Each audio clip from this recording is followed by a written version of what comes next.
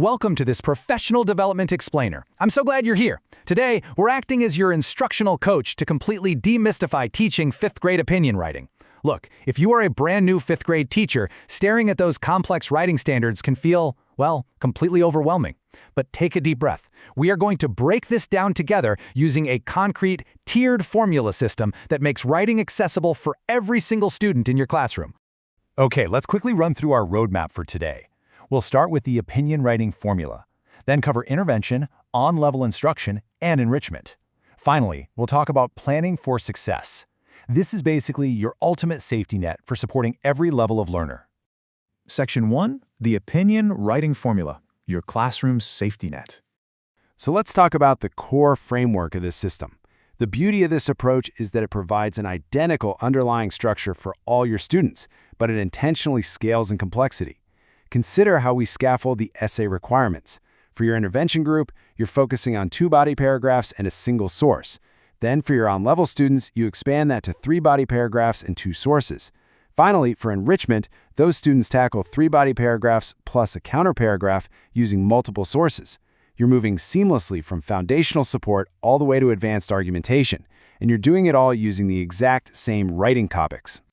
Section 2, intervention. Building the foundation. Let's start with that first tier. How do we actually support the students who are performing below grade level? You know the ones. They stare at a blank page and just feel entirely lost. Well, our intervention formula card uses complete sentence frames to drastically reduce their cognitive load. By giving them exact words to start with, like I believe blank because blank and blank, we totally remove the anxiety of sentence generation. It allows them to focus purely on just forming an opinion and finding a reason.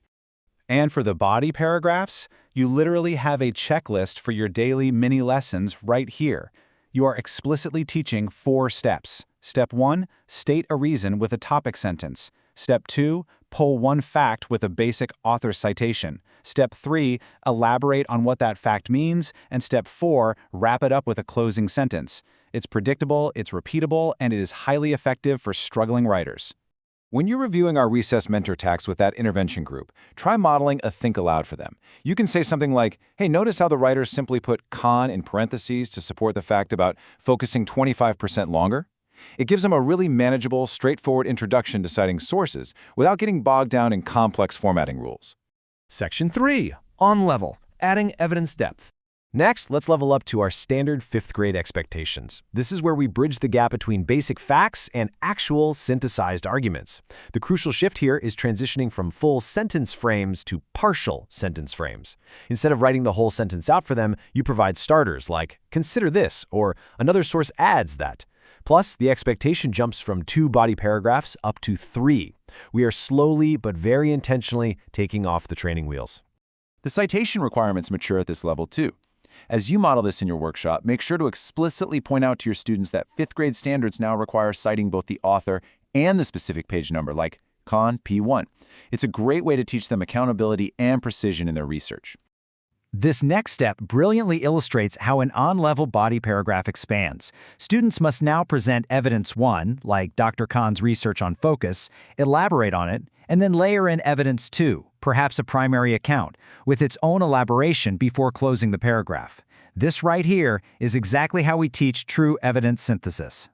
Section 4, enrichment, counter-arguments and synthesis.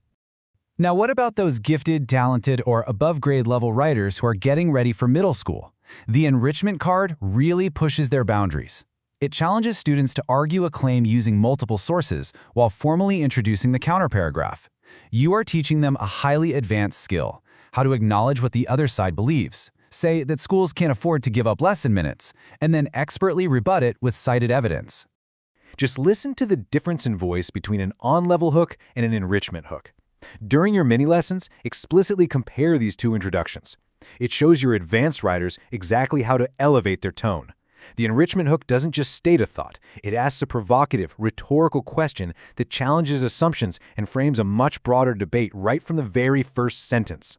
In the advanced mentor text, point out how the writer seamlessly weaves a first-hand account of a restless student together with clinical research, all within the exact same paragraph. It's not just listing facts, it's showing how real-life experiences validate that clinical data.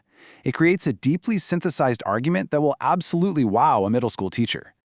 Section 5. Planning for success. Finally, let's talk about organization, because honestly, organization here is everything. These are the specific steps your students will take on their planning organizers.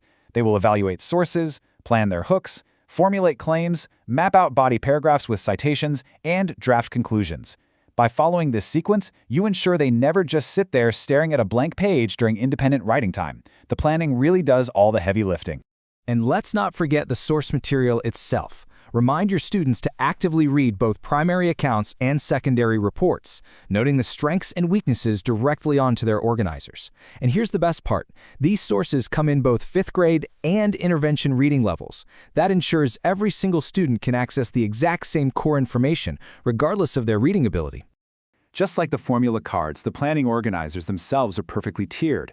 The intervention organizer asks for 1 piece of evidence per paragraph. The on-level organizer provides space for 2 pieces of evidence and 2 elaborations, and the enrichment organizer adds a dedicated section for that counter-paragraph. You are providing the exact amount of scaffolding each specific group needs to succeed without overwhelming anyone. Which brings us to a really powerful realization. If we scaffold our writing instruction this clearly, is there any student who can't learn to argue their opinion effectively?